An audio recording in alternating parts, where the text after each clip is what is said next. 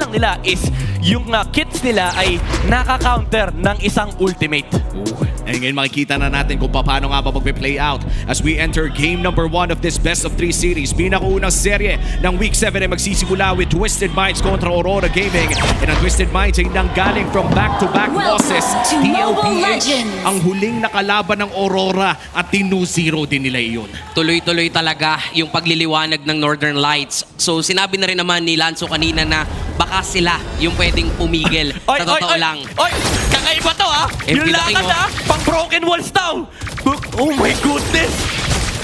Wala na kasi nag-check ngayon! Mag-i-invade kasi siya, di ba? Tapos nakafocus ang Aurora dito since na partida sila yung nag-delay ng mga minions pero abot na abot kasi talaga ng Kimi. Wala silang idea! Oo. Oh my goodness! Teka lang Doming kahit looking for an angle, no siya, one hit! Oh! Buhay pa rin yata! Buhay pa rin si Nosha at doon natin makikita na lamang talaga yung Granger sa 1v1. Yeah, wala pa kasi wala pa yung movement speed. Oh, mid lane? Mainit si Kaloy, forcing the Purify against Yue. Panimula pa lang pero pinapakita ng Twisted Minds na ready sila dito sa laban. Pero si Edward sa taas ipaparamdam na sa XP lane matchup siya naman yung lalamang. Iba yung pacing ng laro na to Oo, kailangan bumertigal. Kailangan bumertigal ni Demon Knight. Nakita niya kanina na wala yung orange siya so kailangan nila i-contest yung orange ni MP the King. Kaso ang problema, back siya kasi yan Pwede kayong habulin yan. Oo, tsaka tingnan mo naman, bantay sarado din si Kaloy. Kahit ba nanggugulo dito si Light ay may maliit pa rin na kalamangan na nahawak ang jungler ng side ng Twisted Minds dahil nga naagaw ang orange buff. Still no first blood. Kamuntikan lamang si Sean ay si Nosha doon sa may bandang ibaba kanina. Ibang klase talaga ang early game ng Aurora dito. Pre, week 7 na may twist pa din. Week 7 na may twist pa din yung Twisted Minds. Ang question dito kung magle-level 4 ba yung Kakay? Aabot naman siya. Oo. Pero nakuha kasi ni nakuha pa rin ni Lanzo yung XP Crab. Now, Turtle is up at mukhang mauuna dito ang Twisted Minds. Pero mukhang titignan muna nila nasaan si Edward nandun sa taas. Gagalawan dito ni Edward at makakaiwas naman with a violent slash. Buhay pa rin si Edward pero nag-flicker in si Lanzo with the bravest fighter just to secure that first blood sabay rekta dun sa Turtle. Ang tanong ay masesecure ba ito? Demon Knight on the vicinity. Level 4 yan ready yung heavy spin pero mamamatay muna dito itong si Kaloy pero masesecure naman ni MP the King yung Turtle. Oh, and that's gonna be Turtle plus the first blood secured para dito sa Twisted Minds pero mukhang makakakuha pa rin ng trade kill ang Aurora Gaming dito. And here comes the Sky Piercer first item para dito kay Sean. Isa sa mga signature na ginagawa niya ngayon sa Kimi. Walang sapatos by the way. Walang sapatos pare ko. Walang sapatos, pure aggression. Sabi ng Twisted Minds, nakalagay doon sa Keys to Victory. Sabi ni Wolf, ipanalo yung Turtle 1. Pues, pure early game yung habol dito ng Twisted Minds. It started with that orange buff invasion mula kay MP the King. Level advantage, nakuha na ni first turn and ngayon sila ang may control sa aggression sa may middle lane. And that's a flicker burnt out as well para dito kay Light. Ibig sabihin nito yung susunod na pagong ay walang flicker ang Grok. And it's very important para dito sa Aurora considering na siya talaga yung gagawa ng play. Lalong-lalo na sa current meta, parang sino pa nga bang makakabasa na merong magtatry mag-invade? Yes. Diba, normally ngayon wala na Nakafocus na yung mga rumors sa panggugulo. Pero ang nagulo Yue? talaga dito ay ang Aurora. Nahuli si Yue pero buti na lang may Purify so mabubuhay pa rin naman. In terms of late game, kaya naman pumalag dito ng side ng Aurora. They have the Cecilio na alam naman natin hanggang late talaga. And siguro ang pinakakalaban mo na dito yung late game din ni Nosha. Yes. Ang dilemma ng Aurora in this game is almost almost everything na ibabato nila kay Nosha ay targeted.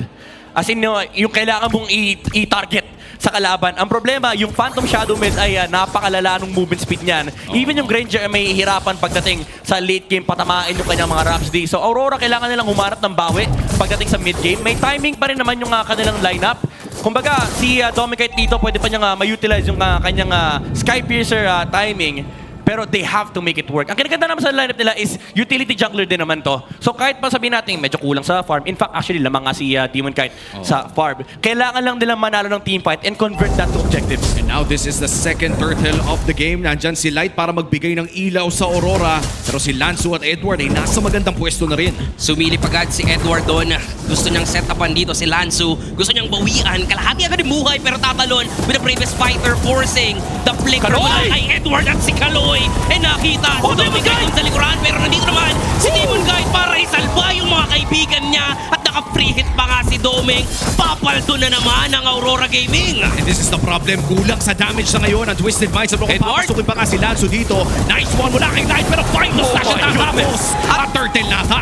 At si Doming, kahit pa yung nakakuha ng kill na yun, talagang papaldo na dito ang gold laner ng Aurora. Meron pang turtle. Papaldo ka talaga kasi dumadami yung numero na hawak dito ni Dominguez. Hindi lang sa gold, pati yung Sky Piercer stacks. Edward with that final slash, but also yung sinasabi natin kanina during the drafting phase, that heavy spin. Yung counter dito ni Demon Kite. Doesn't matter kung nakalaman kayo ng early game, nag-e-exist pa din yung sagot ng Aurora laban sa Twisted Minds. Uy, Now it Edward na naman. 2v1. Uy, delikado si Edward doon. Akala niya mag-isa lang si Nosha, pero mukhang buhay pa rin. Buhay pa rin si Edward! What an outplay mula sa Aurora! At nabaliktad pa nga ang sitwasyon.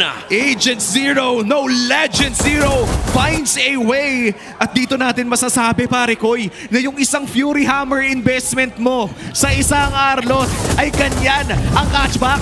More damage, more HP, more chances of winning, and saktong-sakto yung final slash niya. Hindi Grabe. lumabas yung last hit mula kay Nosha, and isang vengeance lang, umabot pa si Yue.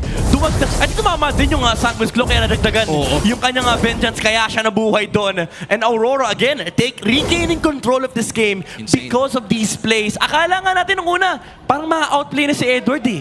Pero yun pala planado kasi pambaba din yung ibang members ng Aurora. And just in the nick of time ay talagang nakahanap pa ng pwesto.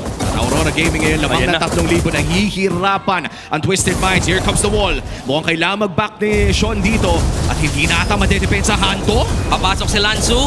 Mapipilitan Oy. siyang gumamit doon ng kanyang ultimate para lang madepensahan yung Grabe. Kore doon sa gitna, pero may conceal play. Nakita naman ni Kaloy kaya lalayo siya dito. At dito natin makikita na sobrang taas talaga ng perfect control ng Aurora dito when it comes to the early game. Sobrang ganda ng conceal lane, by the way. Kahit wala sila nakuha. Napadala nila sa Dominic kahit pumalto siya sa lane na yun. Na-push pa nila. And ngayon, yung pressure ay nasa side ng Twisted Minds. Dalawang lane yung kailangan nilang intindihin. This turtle suddenly became impossible for them to actually contest. Wow, Twisted Minds struggling right now at 4,000 na nga ang kalamangan dito ng Aurora Gaming matapos ang pagong na iyan. Last 2 turtles of the game ay mapupunta sa kamay ng Northern Lights. If I'm being honest, yung nakikita natin sa Aurora ngayon, para bang may iba ngayon sa tempo ng larong ito. This is a very different game compared to Week 6 games na napanood natin. Yeah, yan yung ano eh. Oy, teka lang. Uy, si Kaloy dito nakaset up siya, sabay pasok naman ni MP the King.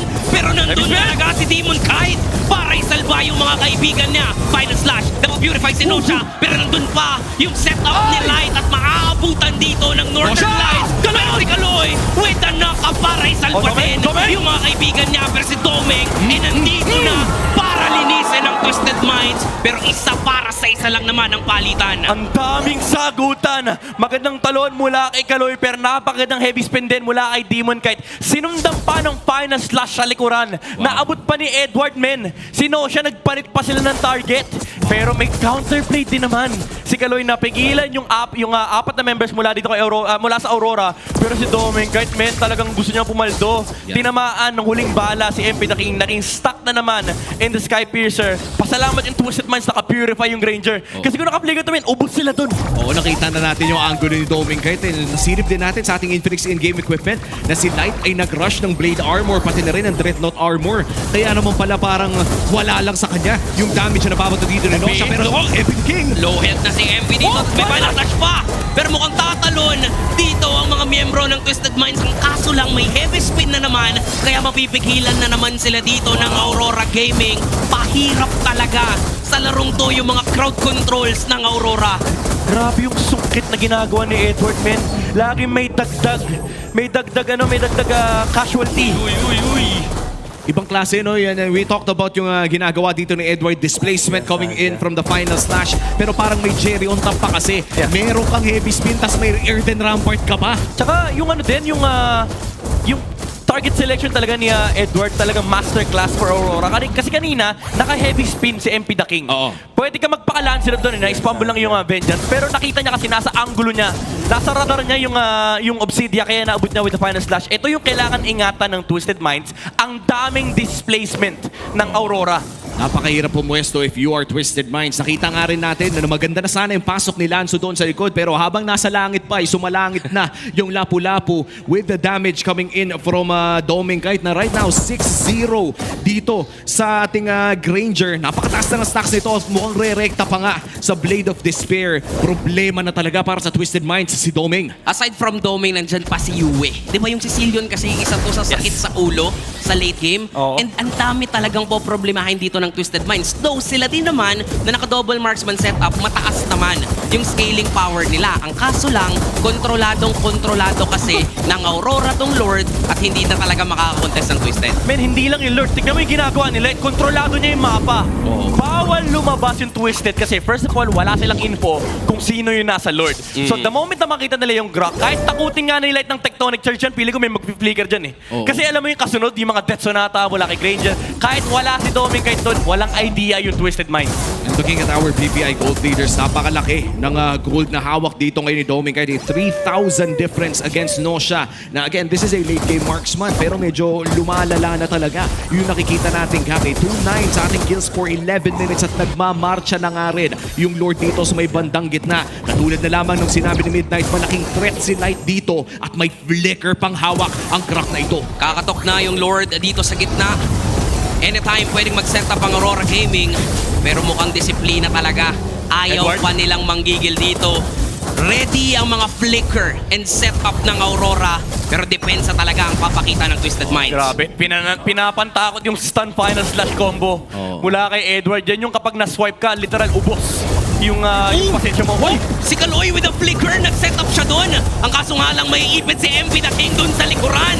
At siya ang naging target dito ng Aurora Gaming. Conceal? Sabay conceal, rekta doon sa itaas. Available pa yung mga pang setup nila dito. Anytime soon, pwede tayong makakita ng tech charge mula kay Light. Pero focus lang sila sa goal, kinuha lang yung torre sa taas. It goes back sa sinabi ni Midnight ng draft pa lamang na yung reset factor na meron ng Aurora dito ay nahihirapan ng Twisted Minds. May flicker pa rin si Light.